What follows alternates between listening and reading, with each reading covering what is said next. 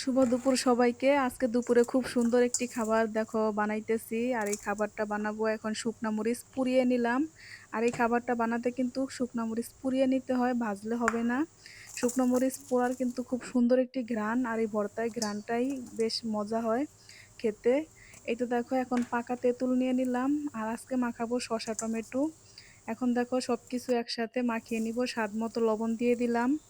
আর তোমাদের কাছে যদি বিট লবণ থাকে তা দিতে পারো, বেশি মজা হয়। তাহলে এখন আমি সুন্দর করে শুকনা মরিচ পোড়ার সাথে পাকা তেঁতুলটাকে মাখিয়ে নিলাম।